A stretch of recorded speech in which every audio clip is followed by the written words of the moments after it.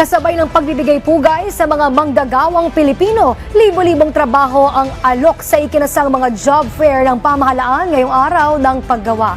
Ayon din kay Pangulong Marcos Jr., dinig niya ng kanyang pamahalaan ang apilang taas sahod sa mga Filipino worker. Ang detalye sa Balitang Pambansa ni Kenneth Pasyente ng PTV Manila. Kenneth? Princess, libo-libong mga trabaho ang alok sa job fair dito sa Pasay City na dinaluhan mismo ni Pangulong Ferdinand R. Marcos Jr.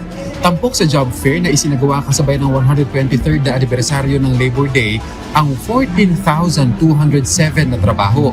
Mula yan sa nasa mahigit 100 local employers. Sa talumpati ng Pangulo, kinilala niya ang mga manggagawa na anyay pundasyon ng lipunan at pinakamahalagang yaman ng bansa. Kaya todo kayod anya ang pamahalaan para suklian ang mga ito.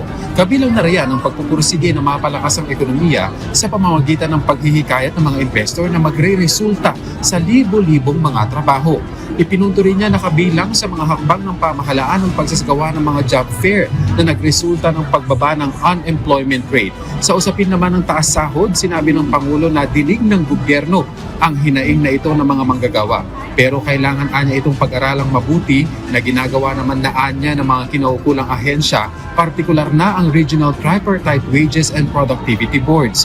Bukod sa alok na trabaho, Princess, tampok din sa aktibidad ang iba't ibang programa para sa mga manggagawa at tagahanap ng trabaho.